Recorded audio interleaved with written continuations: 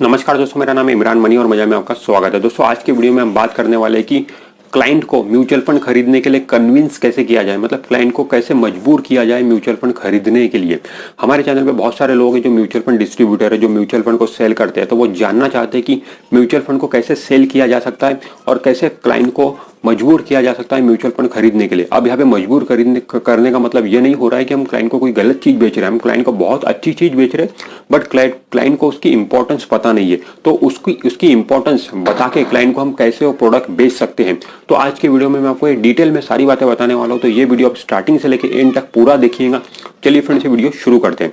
Friends देखिए, सबसे पहला काम तो होता है क्लाइंट को फोन करना और उससे अपॉइंटमेंट लेना। ठीक है, वो मान लो आपने ले ली। अब जब क्लाइंट से आप मिलने जाते हो, जब आप क्लाइंट से अपॉइंटमेंट करते हो, तो उस समय आपको क्लाइंट से किस तरीके से बातें करना चाहिए ताकि आपका जो म्यूचुअल फंड है, आपकी जो एसआईपी है, वो बिक जाए। ठीक है, तो फ्रेंड देखिए, सबसे पहले तो आपको क्लाइंट को म्यूचुअल फंड की इंपॉर्टेंस बताना बहुत जरूरी है। बहुत सारे डिस्ट्रीब्यूटर क्या करते हैं कि जाते हैं क्लाइंट से मिलते हैं, डायरेक्टली प्रोडक्ट को पिच करना चालू कर देते। सर ये एसआईपी है, ये ले लीजिए, वो ले लीजिए, इसमें इतना रिटर्न है। ऐसा नहीं, ऐसा म्यूचुअल फंड नहीं बिकता है। म्यूचुअल फंड बेचने के लिए आपको सबसे पहले तो इंपॉर्टेंस बतानी पड़ेगी क्लाइंट को कि म्यूचुअल फंड ही क्यों, why mutual fund is important, ये क्लाइंट को बताना बहुत जरूरी है। तो क्लाइंट को कुछ इस तरीके से आप बोल सकते हो कि सर आज के तारीख में म्यूचुअल फंड ही एक ऐसा प्रोडक्ट है जो महंगाई को बीट करता है, जो इन्फ्लेशन को बीट करता है। इन्फ्लेशन आज की तारीख में 6% के करीब चलता है, बट म्यूचुअल फंड का रिटर्न अगर हम देखें तो 12% 13% का मिलता है। तो महंगाई दर से डबल का रिटर्न म्यूचुअल फंड हमें दे देता है लॉन्ग टर्म में। ठीक है, बाकी जो अदर असेट्स क्लास है जैसे कि एफडी है, प्रॉपर्टी है, गोल्ड है, इनके जो रिटर्न महंगाई के आसपास ही उनके रिटर्न चलते हैं। अगर महंगाई 6% चल रही है तो बैंक एफडी भी आपको 6% के करीबी रिटर्न देगा। प्रॉपर्टी और गोल्ड का भी वही हाल है। तो ये जो प्रोडक्ट है गोल्ड, प्रॉपर्टी, बैंक एफडी, ये महंगाई को बीट नहीं करते हैं। सिर्फ म्यूचुअल फंड ही आज की तारीख में एक ऐसा प्रोडक्ट है जो महंगाई को बीट करता है।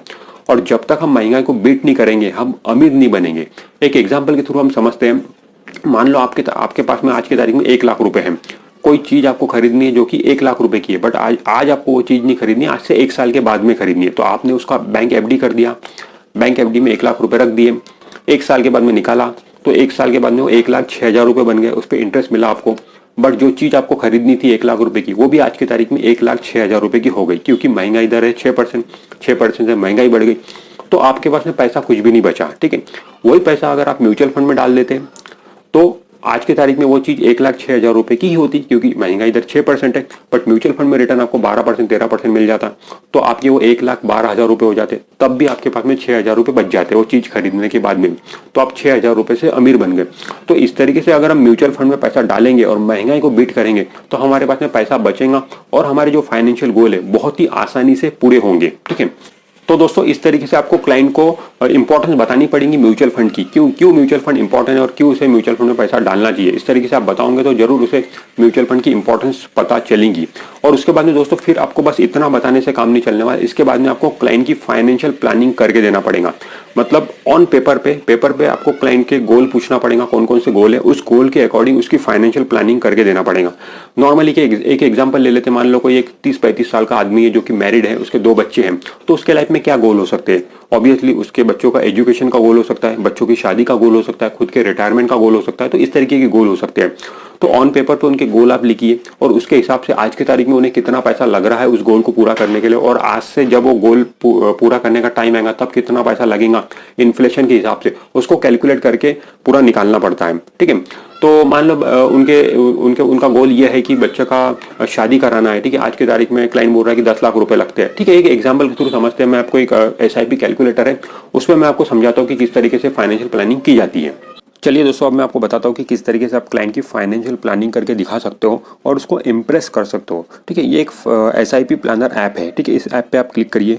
इस ऐप पे क्लिक करने के बाद कुछ इस तरीके के ऑप्शंस आपके सामने आएंगे। तो आपको यहाँ पे गोल प्लानर करके एक ऑप्शन है, यहाँ पे देखिए, ये देखिए सेकंड लाइन में लिखा हुआ है गोल प्लानर। इस पे आप क्लिक करोगे तो इस तरीके के ऑप्शंस आएंगे।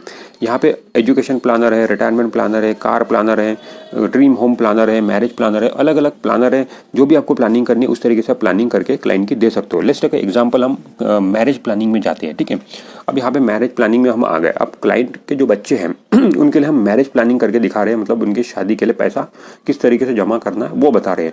अभी उनसे पूछिए कि आपके बच्चे की एज कितनी है, तो मैं भी मान लो लेते उनके बच्चे की एज इस समय 10 साल है। ठीक है, क्लाइंट बोल रहा है कि मेरे बच्चे की एज 10 साल है। और बच्चे की शादी कब कराना है? जब वो बच्चा 25 साल का होगा, ठीक है। तो क्लाइंट बोल रहा है कि 25 साल का होगा तब उसकी शादी कराना है। लेट्स टेक 24 साल का जब होगा उसकी शादी कराना है, ठीक है। और अब क्लाइंट से आप पूछिए कि आपके फैमिली में अगर आज के तारीख में शादी करना है तो कितना पैसा लगता है, कितनी कॉस्ट लगती है। तो क्लाइंट एक अमाउंट बताएगा। लेट्स टेक एग्जांपल, क्लाइंट ने बोला कि 10 लाख रुपए आज की तारीख में शादी करना है तो 10 लाख रुपए लगते हैं। तो यहाँ पे मैं 10 लाख रुपए एंटर कर रहा हूँ, 10 लाख, ठीक है। अब शादी आज नहीं करना है, आज से 14 साल के बाद में करना है, ठीक है। तो उसमें महंगाई बढ़ेगी, तो आज 10 लाख रुपए लग रहे हैं, बट आज से 14 साल के बाद में 10 लाख रुपए नहीं लगेंगे, ऑब्वियसली उससे ज़्यादा लगेंगे, क्योंकि महंगाई हर साल बढ़ रही है। तो महंगाई बढ़ने का जो रेट है वो है 6%। तो 6% मैं यहाँ पे सेट कर दे रहा हूँ। तो हर साल महंगाई 6% से बढ़ रही है, ठीक है। मैं 6% पे सेट कर दिया हूँ, ठीक है। अब म्यूचुअल फंड में जो हम पैसा निवेश करेंगे उसमें जो हमें रिटर्न मिलेगा वो हम मान के चलते कि 13% का रिटर्न हमें म्यूचुअल फंड में मिलेगा। वैसे तो स्टॉक मार्केट का एवरेज रिटर्न 17% का है, बट हम सेफर साइड 13% का रिटर्न म्यूचुअल फंड में मान के चल रहे हैं। 13% का रिटर्न म्यूचुअल फंड में, ठीक है। अब हम इसको कैलकुलेट करते हैं। तो हमने कैलकुलेट कर दिया, तो आज से 14 साल के बाद में आपके बच्चे के शादी के लिए जो पैसा लगेगा वो लगेगा 22,60,000 रुपये।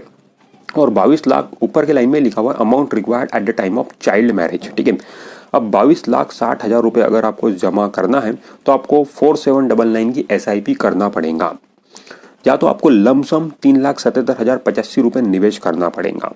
तो 4799 मतलब लेट्स टेक एग्जांपल 5,000 रुपये की SIP आपको करना पड़ेगा अगर आपको 22,60,000 रुपये जमा करना है तो आज से 14 साल के बाद। तब जाके आप अपने बच्चे की शादी उस तरीके से करा पाओगे जिस तरीके से आप आज की तारीख में सोच रहे हो, ठीक है। तो दोस्तों इस तरीके से आप क्लाइंट की फाइनेंशियल प्लानिंग करके दे सकते हो। ये हो गया एक बच्चे की शादी का। अगर क्लाइंट के 2 बच्चे होंगे तो उनके 2 बच्चों का भी आप इस तरीके से निकाल के दे सकते हो, ठीक है। फिर उनके एजुकेशन का भी आप ठीक इसी तरीके से निकाल सकते हो। यहाँ पे एजुकेशन का भी ऑप्शन है, ठीक है, एजुकेशन प्लानर। फिर क्लाइंट के रिटायरमेंट का भी आप निकाल के दे सकते हो, रिटायरमेंट प्लानर। तो ऐसे अलग अलग प्लानर यहाँ पे, अगर क्लाइंट के इसके अलावा और भी गोल होते हैं जैसे कि उसे कार खरीदना है उसके लिए आप निकाल के दे सकते हो, ठीक है। उसके बाद में वैकेशन पे जाना है उसके लिए आप निकाल सकते हो। तो ऐसे जो अलग अलग फाइनेंशियल गोल है क्लाइंट के, उनके लिए आप उनकी फाइनेंशियल प्लानिंग करके दे सकते हो और एक निश्चित अमाउंट पे पहुंच सकते हो कि आज के तारीख में क्लाइंट को कितना निवेश करना चाहिए। फिर उसके बाद में एक अमाउंट निकलेगा, एक एक्यूमुलेटेड अमाउंट निकलेगा कि सारे गोल को मिला के आज के तारीख में क्लाइंट को लेट्स टेक 30,000 रुपए की SIP करने की जरूरत है, 30,000 की SIP करने की जरूरत है, ठीक है। तो आप क्लाइंट को बोलिए सर आपके जो गोल है उसके हिसाब से आज की तारीख में आपको 30,000 रुपये महीने की SIP करने की जरूरत है। फिर क्लाइंट बोलेगा कि ये 30,000 रुपये तो बहुत ज्यादा है, मेरी तो इतनी सैलरी नहीं है, मेरी इनकम नहीं है इतनी कि मैं नहीं कर सकता हूँ। बट ये सर आज की तारीख में रिक्वायरमेंट है, जो आपने गोल बताया है उसके हिसाब से आज की तारीख में इतना पैसा निवेश करने की आपको जरूरत है। अब आप मुझे बताइए कि आप कितना पैसा SIP में डाल सकते हो। तो बोलेंगे मैं 15,000 रुपये डाल सकता हूँ, मैं 10,000 रुपये डाल सकता हूँ, मैं 20,000 रुपये डाल सकता हूँ। तो उतने की SIP आपको मिल सकती है। जब क्लाइंट को अब ये रियलाइज हो गया कि मुझे इतना पैसा डालना जरूरी है, और अब क्लाइंट को ये बोलिए कि अगर आप इतना जो रिक्वायरमेंट है आपका 30,000 रुपये की SIP अगर आप ये नहीं करोगे तो कहीं ना कहीं आपके बच्चों की शादी उस तरीके से नहीं हो पाएंगी जिस तरीके से आप सोच रहे हो, आपके बच्चे का एजुकेशन उस तरीके से नहीं हो पाएगा जिस तरीके से आप सोच रहे हो, आप खुद अपना रिटायरमेंट उस तरीके से नहीं बिता पाओगे जिस तरीके से आप सोच रहे हो। अगर ये 30,000 रुपये की जो रिक्वायरमेंट है वो आज की तारीख में आप पूरी नहीं करते हो तो, और ये जो रिक्वायरमेंट है धीरे धीरे बढ़ती चले जाएंगी। जितना आप अपना इन्वेस्टमेंट को लेट करोगे ये 30,000 रुपये, 31,000, 32,000 बढ़ते चले जाएंगे। तो जरूरी ये है कि जल्द से जल्द आप अपना निवेश शुरू कर दीजिए। जो जितनी की भी SIP आज की तारीख में आप कर सकते हो आज ही से शुरू कर दीजिए ताकि आपका ये इन्वेस्टमेंट महंगा ना हो। और क्लाइंट भी ऐसे में इमोशनल हो जाता है कि यहाँ पर यार मेरे बच्चों के शादी के बारे में बात हो रही है, मेरे बच्चों के एजुकेशन के बारे में बात हो रही है, तो मुझे जरूर इसके बारे में सीरियस होना चाहिए और पैसे को निवेश करना चाहिए। तो ऐसे में क्लाइंट आपको म्यूचुअल फंड दे सकता है। बट एक सवाल नॉर्मली अक्सर क्लाइंट पूछते हैं जब म्यूचुअल फंड की बात आती है, तो म्यूचुअल फंड में रिस्क है ऐसा क्लाइंट पूछते हैं। ठीक है, म्यूचुअल फंड में पैसा बनता है, रिटर्न है, सब कुछ है, बट इसमें रिस्क भी तो है, ऐसा क्लाइंट अक्सर पूछता है। तो इसका जवाब क्या हो सकता है? तो फ्रेंड देखिए, इसका जवाब आपको कुछ इसी तरीके देना है कि म्यूचुअल फंड में जो रिस्क है, जो बात होती है कि mutual fund investment are subject to market risk, तो जो बात होती है म्यूचुअल फंड में जो रिस्क है वो शॉर्ट टर्म में रिस्क है, लॉन्ग टर्म में म्यूचुअल फंड में कोई भी रिस्क नहीं है। अगर आप म्यूचुअल फंड में पैसा लॉन्ग टर्म के लिए डाल रहे हो तो आपको कोई भी रिस्क नहीं है। और वैसे भी म्यूचुअल फंड में हम जो पैसा डालते हैं वो लॉन्ग टर्म के लिए ही डालते हैं, मतलब 6 महीने 1 साल के लिए नहीं डालते। अगर आपको 6 महीने 1 साल के लिए पैसा डालना है तो आप म्यूचुअल फंड में पैसा डालिए ही मत। आपको म्यूचुअल फंड में पैसा डालना है तो एटलीस्ट 5 साल, 10 साल, 15 साल इस हिसाब से डालिए। और म्यूचुअल फंड में हम अपने फाइनेंशियल गोल पूरा करने के लिए पैसा डालते हैं। तो हमारे जो फाइनेंशियल गोल होते हैं वो 5 साल के बाद के, 10 साल के बाद के, 15 साल के बाद के ही होते हैं। तो उनको पूरा करने के लिए म्यूचुअल फंड में पैसा डालते हैं। और म्यूचुअल फंड में लॉन्ग टर्म में कोई भी रिस्क नहीं है, ना ही शेयर मार्केट में लॉन्ग टर्म में कोई रिस्क है। जो भी रिस्क है सिर्फ शॉर्ट टर्म में ही है। शेयर क्योंकि म्यूचुअल फंड का पैसा जो है कि वो शेयर मार्केट में निवेश होता है और शेयर मार्केट ने अभी तक की हिस्ट्री में 17% का एवरेज रिटर्न दिया है, जो कि लॉन्ग टर्म में दिया है। तो लॉन्ग टर्म में बिल्कुल ही स्टॉक मार्केट में रिस्क नहीं है, ना ही म्यूचुअल फंड में रिस्क है। जो भी रिस्क है शॉर्ट टर्म में ही है। के मन में ये भी डाउट होता है कि अब क्लाइंट आज के तारीख में काफी होशियार हो गए, उन्हें पता है कि रेगुलर प्लान क्या होता है और डायरेक्ट प्लान क्या होता है। ठीक है, बहुत सारे मतलब आजकल टीवी पे भी ऐड चलती है, तो इसके थ्रू क्लाइंट को काफी बातें पता चलती है कि मुझे डायरेक्ट प्लान में अगर मैं पैसा डालता हूँ तो 2 पैसे मेरे वहाँ पे बच जाते हैं, रेगुलर प्लान में 2 पैसे मेरे ज्यादा जाते हैं कमीशन के रूप में। ये बहुत सारे क्लाइंट आज की तारीख में जानते हैं। और जब आप डिस्ट्रीब्यूटर हो क्लाइंट को, जब आप म्यूचुअल फंड बेच रहे हो तो ऑब्वियसली आप रेगुलर प्लान ही उसे दोगे। ठीक है, तो क्लाइंट अब ये बोल सकता है कि आपका प्लान तो रेगुलर प्लान है, मैं डायरेक्ट प्लान में भी पैसा डाल सकता हूं, मैं आपको ही क्यों निवेश दूं, मैं आपके थ्रू ही क्यों निवेश करूं। तो क्लाइंट को आपको यह बोलना है कि क्लाइंट को आपको एक एग्जांपल देना है। कुछ इस तरीके का एग्जांपल आप क्लाइंट को दे सकते हो कि सर एक बाहर कार खड़ी है, आपको मंजिल तक जाना है। ठीक है, अब आपके पास में 2 ऑप्शन है, आपको खुद वो कार चला के भी जा सकते हो, दूसरा ऑप्शन है कि आप ड्राइवर को हायर करके भी जा सकते हो।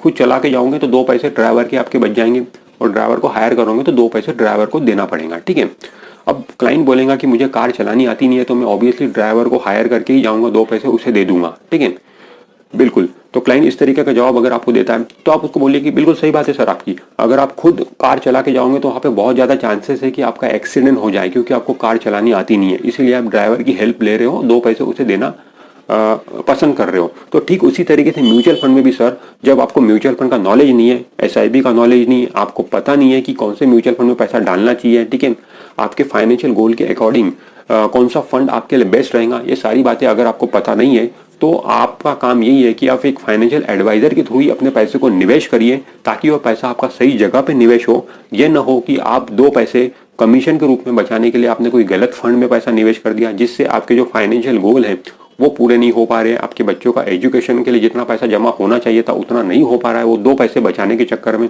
आपने गलत फंड में पैसा डाल दिया। तो ऐसा ना हो, इसीलिए आपको एडवाइजर के थ्रू ही पैसा अपना निवेश करना चाहिए, ताकि आपका पैसा एक प्रॉपर वे में निवेश हो, एक सही म्यूचुअल फंड में पैसा निवेश हो। तो इस तरीके से आप क्लाइंट से बात कर सकते हो। इस तरीके से आप बात करोगे तो जरूर क्लाइंट आपकी बातों से इंप्रेस होगा और आपको फिर वो म्यूचुअल फंड देने के लिए मजबूर हो जाएगा। तो फ्रेंड्स, आज की वीडियो में हमने बात की कि क्लाइंट से जब हम मीटिंग करते हैं तो किस तरीके से क्लाइंट को कन्विंस करने की हम कोशिश कर सकते हैं, और इससे डेफिनेटली क्लाइंट कन्विंस होते हैं और इस तरीके से म्यूचुअल फंड बिकता है। तो फ्रेंड्स, आज के वीडियो में इतना ही। अगर ये वीडियो आपको अच्छा लगा है तो वीडियो को लाइक जरूर कर दीजिए, और आपने अभी तक हमारे चैनल को सब्सक्राइब नहीं किया है तो हमारे चैनल को सब्सक्राइब करके बेल आइकॉन जरूर प्रेस कर दीजिए। बाय।